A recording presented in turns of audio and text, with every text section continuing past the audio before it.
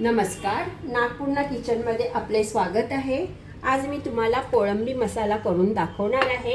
इथे मी कोळंबी ही घेतलेली आहे, तिचा हा दोरा काढलाय आणि तुम्ही पण ओढून काढू शकता, नाहीतर तो आपल्या पोटाला बाधतो। यासाठी मी आता मॅरिनेट करणार आहे कोळंबी आणि त्यासाठी मी तयार केलेला मसाला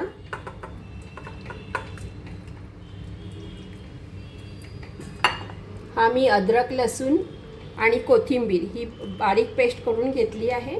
त्याला आता मी 2 चमचे घालते। तसाच हा लाल मसाला 2 चमचे। तुम्हाला जर कमी जास्त करायचं असेल करा। मी हे 1 चम्मच मीठ घेतलंय आणि त्यामध्ये हे मी आगळ पण घालतीये थोडं, आणि मी टोमॅटो पण बारीक चिरून घालणार आहे। त्यासाठी लागणारी ही मी हळद घेतली पाव चमचा, अर्धा चमचा गरम मसाला आणि 1 चमचा धने जिऱ्याची पावडर सुद्धा घालते। आता ह्याला चांगलं मिक्स करून घ्यायचे।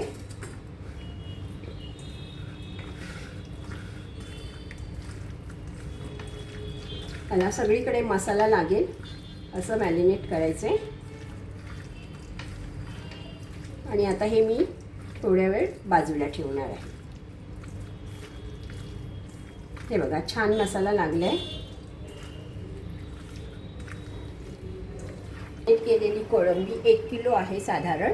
आता त्याच्यासाठी मी हे मध्यम आकाराचे 4 कांदे घेतलेले आहेत आणि 4 टोमॅटो आहे। आता इथे आपण कढई तापायला ठेवलेली आहे। इथे मी 3 पळी तेल घेते।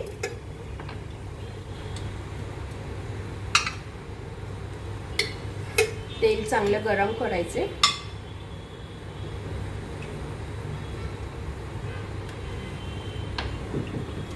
आता हे आपलं तेल तापले चांगलं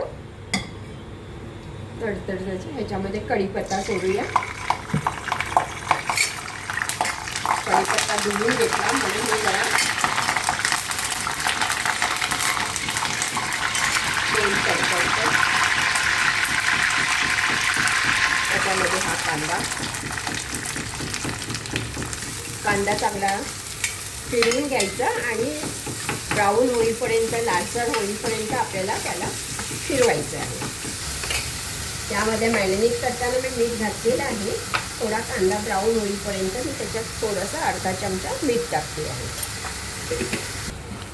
बघा आता आपला कांदा चांगला ब्राऊन होत आला आहे, सोनेरी रंगावर। आता ह्याच्यामध्ये थोडे आपल्याला लागणारे मसाले मी टाकणार आहे आणि मॅरिनेट करताना आपण मसाले टाकलेलेच आहेत। आता आपल्या चवीनुसार थोडंसं मसाले टाकते, 2 चमचे।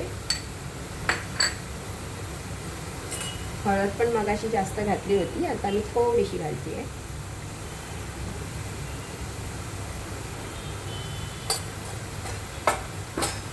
धने जिरे पावडर पण थोडी थोडी टाकली आहे। आता हा मसाला आपला छान एकजीव झालाय आणि आता त्यातच मी टोमॅटो सोडणार आहे। टोमॅटोला चांगला स्मॅश होईपर्यंत आपण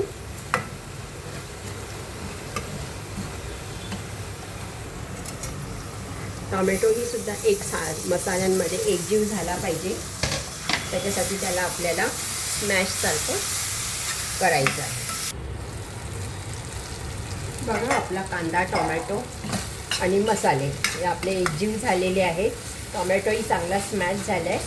आता यामध्ये मी आपण मॅरिनेट केलेली कोळंबी घालूया।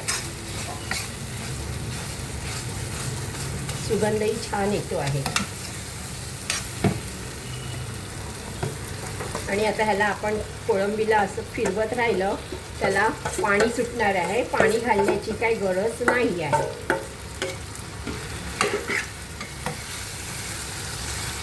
ह्यालाही चांगलं स्लोवर कोळंबी टोमॅटो एकजीव करायची आहे।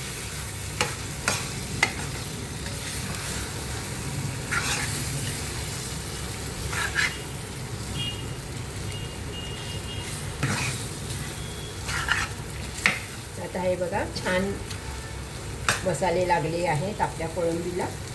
त्याला आता थोडं स्लोवरच झाकण ठेवून 10 ते 15 मिनिटं ठेवायचं। हे बघा, अरे वा, खूप छान पाणी पण सुटलंय त्याला आणि त्यातच आपली ही कोळंबी चांगली शिजली आहे. नो बघा मस्त सुगंध आलाय आणि रंग सुद्धा छान आलाय. आता ही थोडी फिरवून घेऊया आणि अजून थोडी 5 मिनिटं शिजवूया. सुटेपर्यंत आपली कोळंबी तयार झाली आहे. आता आपण याला सर्व करूया. कोथिंबीर घातली. हा बघा, आता आपला कोळंबी मसाला तयार झाला आहे. मी बनवलाय, तसंच तुम्ही सुद्धा बनवून बघा. लाईक, शेअर, सबस्क्राईब नक्की करा. धन्यवाद.